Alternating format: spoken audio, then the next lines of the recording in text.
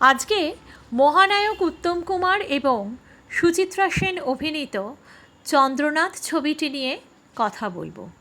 সময়টা 1957 সাল। 10 বছর হয়েছে ভারত পেয়েছে স্বাধীনতা। তবে কলকাতাতে সাহেবিয়ানা তখনও বহাল ছিল। মধ্য কলকাতার কিছু চিত্রগৃহ ছিল শুধুমাত্র ইংলিশ হলিউড মুভির জন্য। তার মধ্যে মেট্রো সিনেমা হল ছিল অন্যতম। মেট্রো ছিল তখনকার দিনের এক বিলাসবহুল প্রেক্ষাগৃহ।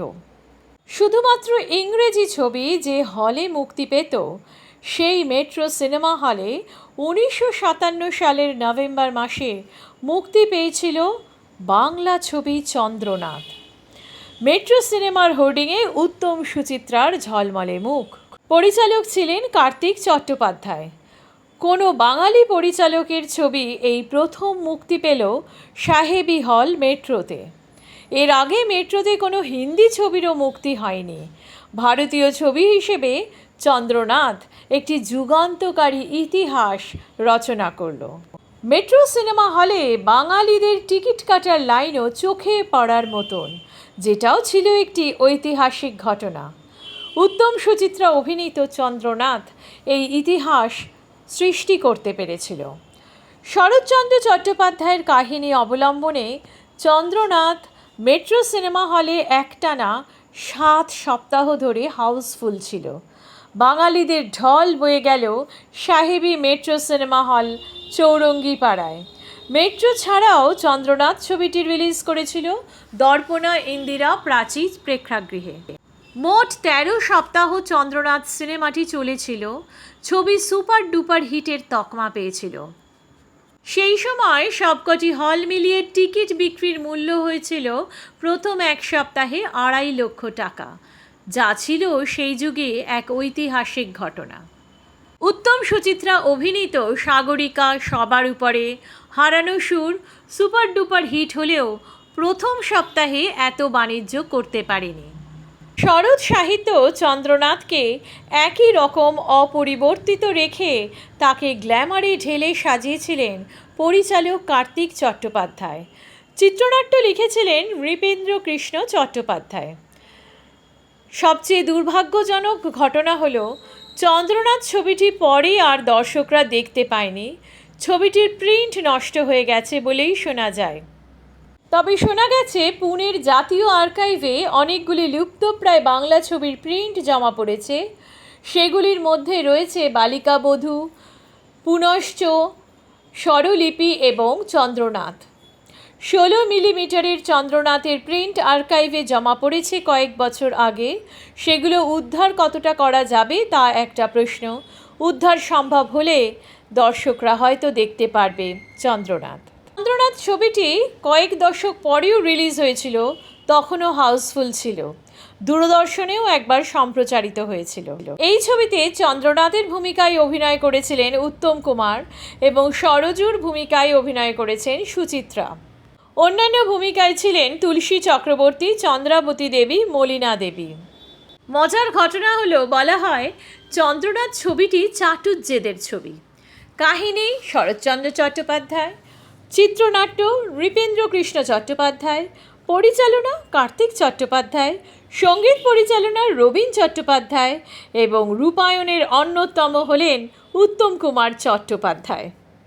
আরও একটি আশ্চর্যজনক ঘটনা হলো, মেট্রোতে যেদিন প্রথম মুক্তি পেয়েছিল চন্দ্রনাথ ছবিটি, প্রথম দিনের প্রথম শো স্ক্রিনের ওপর যে অপারেটর ফেললেন তার নাম সাতকড়ি চট্টোপাধ্যায়, যিনি উত্তম কুমারের পিতা ছিলেন।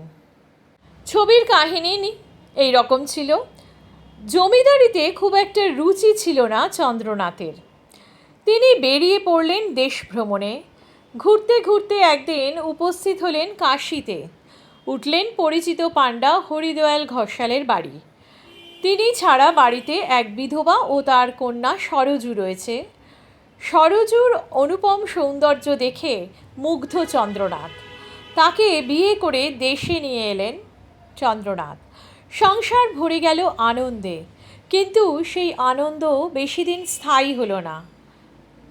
সুখের সংসারে হঠাৎ একটি ভয়ঙ্কর চিঠি এসে পৌঁছল।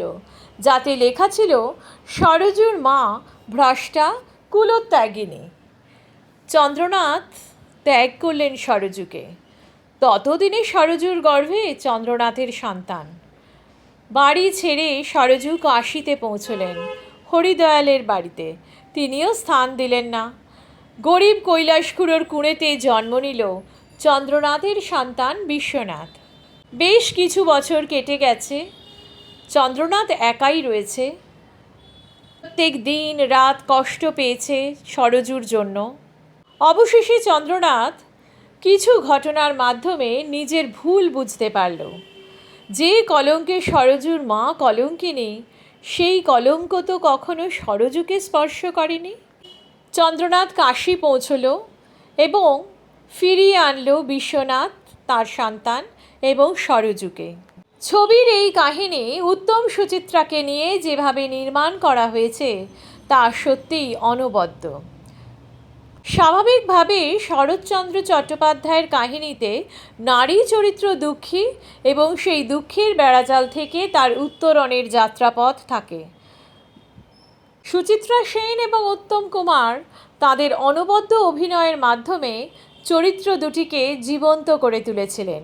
দুজনে মিলে অভিনয়কে এমন এক উচ্চতায় পৌঁছিয়ে দিয়েছিলেন যে একটা সময় মনে হবে চন্দ্রনাথ আর উত্তম কুমার মিশে গেছে এবং সরজু ও সুচিত্রা সেন একই।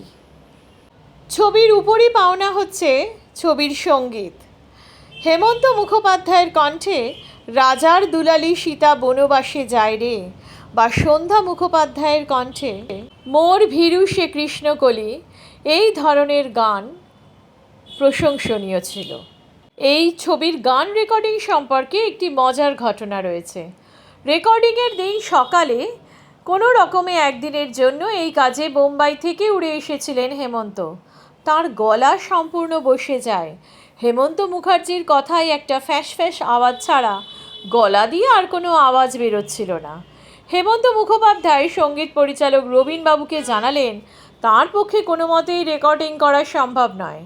রবীনবাবু বললেন, তুমি ওই গলা নিয়েই চলে এসো, আমি ওই ভাঙা গলা থেকে আওয়াজ বার করে নেব। হেমন্ত নিরুপায় হয়ে রেকর্ডিং স্টুডিওতে এলেন। আস্তে আস্তে গান গাইবার চেষ্টা করতে লাগলেন। ম্যাজিকের মতো গলা ধীরে ধীরে খুলতে শুরু করলো। ঘণ্টা পাঁচেকের মধ্যেই রেকর্ডিং করে ফেলতে পারলেন। রেকর্ডিং শুনলে কেউ ভাবতেও পারবে না যে রেকর্ডিংয়ের মাত্র 5 ঘন্টা আগেও হেমন্ত মুখোপাধ্যায়ের গলা দিয়ে একটা ফ্যাঁস ফ্যাঁস আওয়াজ বেরোচ্ছিল। চন্দ্রনাথ ছবিটি যখন রিলিজ করে তখন উত্তম কুমার এবং সুচিত্রা সেনের মধ্যেও একটা ঠান্ডা লড়াই চলছিল। দুজনের মধ্যে মন কষাকষি তখন তুঙ্গে ছিল। যদিও 1957 সালে রিলিজ করেছিল হারানো সুর, পথে হলো দেরি এবং চন্দ্রনাথ। ছবিগুলি দেখে বোঝার উপায় নেই শুটিংয়ের সময় উত্তম সুচিত্রার মান অভিমান তখন তুঙ্গে ছিল। ঘটনাটি ঘটেছিল পথে হলো দেরি ছবির শুটিংয়ে, যখন উত্তম কুমার সাথে নিয়ে গিয়েছিলেন ফটোগ্রাফার বন্ধু শম্ভু মুখোপাধ্যায়কে। সুচিত্রার অনুমতি না নিয়ে আউটডোরে শম্ভুবাবু সুচিত্রার ছবি তোলেন। তাই নিয়ে প্রচণ্ড রেগে আপত্তি করলেন সুচিত্রা, তার অনুমতি না নিয়ে ছবি তোলা হয়েছে বলে। শেষ পর্যন্ত শম্ভুবাবুকে ক্যামেরা থেকে রিল খুলে তা নষ্ট করে দিতে বাধ্য করেন সুচিত্রা সেন। উত্তমের খুব খারাপ লেগেছিল এই ঘটনাটি। পরের দিন সুচিত্রার স্বামী দিবানাথ ওই শুটিংয়েরই ছবি তুলছিলেন তাঁর 8 মিলিমিটার ক্যামেরায়। হঠাৎ করে উত্তম কুমার বললেন, শুটিং স্পটের মধ্যে বাইরের কেউ ছবি তুললে তার মনোনিবেশ করতে অসুবিধা হচ্ছে। এই ঘটনায় সুচিত্রা অত্যন্ত অপমানিত বোধ করেছিলেন এবং ঠিক করেছিলেন আউটডোর শুটিং না করে কলকাতায় ফিরে আসবেন। যাই হোক, অবশেষে অনেক মানভঞ্জনের পালা হলো এবং সুচিত্রা সেন রাজি হলেন ছবিতে অভিনয় করতে, কিন্তু উত্তমের সাথে আর তারপর কথা বলেননি। পরিচালক অগ্রদূত গোষ্ঠীর অনেক চেষ্টায় এই ছবির কাজ শেষ হয়েছিল। এই সময় পথে হলো দেরি, শুধু তাই নয়, তার সাথে হারানো সুর এবং চন্দ্রনাথ ছবিরও শুটিং চলছিল। ছবিগুলি দেখে বোঝার উপায় নেই উত্তম সুচিত্রা রীতিমতো রাগ করে মান অভিমান করে রয়েছেন। চন্দ্রনাথ ছবিটি এমন একটি ইতিহাস তৈরি করেছিল যে তার 2 মাস আগে আকাশ ছোঁয়া জনপ্রিয়তা হারানো সুরকে একটি চ্যালেঞ্জের মুখে ফেলে দিয়েছিল। তারপর রিলিজ করলো পথে হলো দেরি, তারও পরে জীবন তৃষ্ণা। সারাটি বছর শেষ হলো উত্তম সুচিত্রার পারস্পরিক চাউনিতে।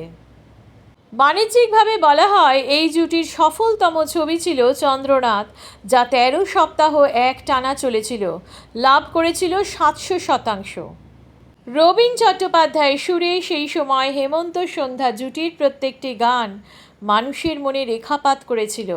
সবচেয়ে বড় কথা, ছবির নির্মাণ কৌশল ছবিটিকে আজও সফলতম হিসেবে চিহ্নিত করে রেখেছে।